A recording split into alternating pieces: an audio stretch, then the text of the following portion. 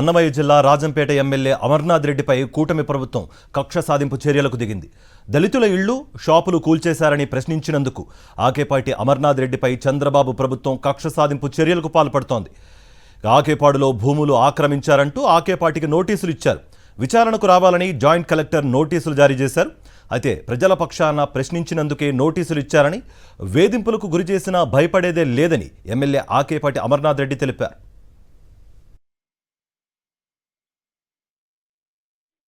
ఇది ఇప్పుడు కాదు, సిద్ధవటంలో లోకేష్ గారు మాట్లాడినారు. నేను ఆ బుద్ధే ప్రెస్ మీట్ పెట్టి చెప్పిన. రోజు నేను చెప్పాలంటే అది చెప్పేది అదేం బెంగళూరు ఆస్తులు కాదు, హైదరాబాద్ ఆస్తులు కాదు, కొండ గుట్ట ఏమైనా తీసుకొని నేను సిద్ధంగా ఉన్నాను. వాళ్ళు ఏదో మనం వాళ్ళ భయపెట్టాలని, మనం ఏదో ఇది చేయాలని నేను అన్నీ కూడా కాదు. నేను బ్రతుకున్నంత వరకు రాజశేఖర రెడ్డి గారి కుటుంబంతో, జగన్మోహన్ రెడ్డి గారితో ప్రయాణం చేస్తాను. విచారణకి ఏం బాగున్నాను ఉంటే తీసుకోమని చెప్పిన. నేను ఏ విచారాలు దేనికైనా సిద్ధం తీసుకోండి, నాకేం అందరాలు ఏమన్నా వచ్చినా వాళ్ళు తీసుకోమని చెప్పిన. ఇంకా నోటీస్ ఎందుకు నాకు వల్ల నేను వద్దంటే కదా, ఏమున్నా అన్ని తీసుకోమని చెప్తాను. ఇప్పుడు కూడా చెప్తాను. ఇప్పుడు ఎప్పటి నుంచి జరిగేది లోకేష్ మాట్లాడిన అబద్ధసారి కడపలో పెట్టినా.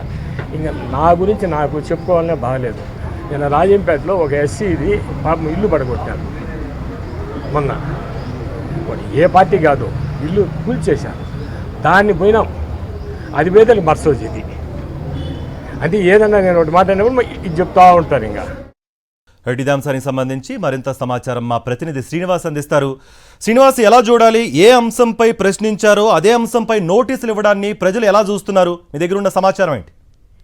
పూర్తి స్థాయిలో అన్నమయ్య జిల్లాలో కానీ ఇటు వైఎస్ఆర్ జిల్లాలో కానీ ఒక రెడ్ బుక్ రాజ్యాంగం నడుస్తుంది అనేది అయితే స్పష్టంగా చెప్పొచ్చు. ఎందుకంటే దళితులకు సంబంధించినటువంటి ఇల్లు, వాళ్ళు వేసుకున్నటువంటి చిన్న చిన్న షాపుల్ని ఇటు 2 రోజుల క్రితము ఏదైతే అధికారులు కోల్దేశారో అది కూడా తెలుగుదేశం పార్టీకి సంబంధించిన నాయకులు చేసినటువంటి ఫిర్యాదు మేరకు దీంతో ఆ కోల్దేసినటువంటి బాధితులను పరామర్శించి వాళ్ళకి అండగా నిలబడుతూ వాళ్ళకి తరపున పోరాటం చేస్తానని చెప్పేసి స్థానిక ఎమ్మెల్యే ఆకేపాటి అమర్నాథ్ రెడ్డి వాళ్ళని పరామర్శించడం కానీ అక్కడికి వెళ్లి పరిస్థితిని చూసినటువంటి నేపథ్యం ఉంది. ఎప్పుడైతే ఆయన వెళ్ళారో మరుసటి రోజే తెలుగుదేశం పార్టీకి సంబంధించినటువంటి కొంతమంది నాయకులు ఫిర్యాదు చేయటము, ఏదైతే ఆయన భూములు ఆక్రమించాడని అమ్మటే జాయింట్ కలెక్టర్ దగ్గర నుంచి ఒక నోటీసు రావడం, ఇదంతా కూడా ఒక కక్ష పూర్తి. నిన్న తెలుగుదేశం పార్టీకి సంబంధించిన కొంతమంది నాయకులు కూడా ప్రెస్ మీట్ పెట్టి ఆయన భూముల మీద విచారణ చేస్తామని చెప్పి వాళ్ళే ప్రకటించడం ముందుగానే ఇటువంటి అన్ని కూడా ముందస్తు ఒక పథకం ప్రకారము ప్రశ్నిస్తే కనుక మీ మీద కేసులు పెడతాము, మీకు నోటీసు ఇస్తామన్నటువంటి ధోరణిలోనే ఇదే అంశాన్ని తీసుకొని ముందుకు వెళ్తున్న పరిస్థితి ఉంది. ఆకేపాటి అమర్నాథ్ రెడ్డి తన స్వగ్రామంలో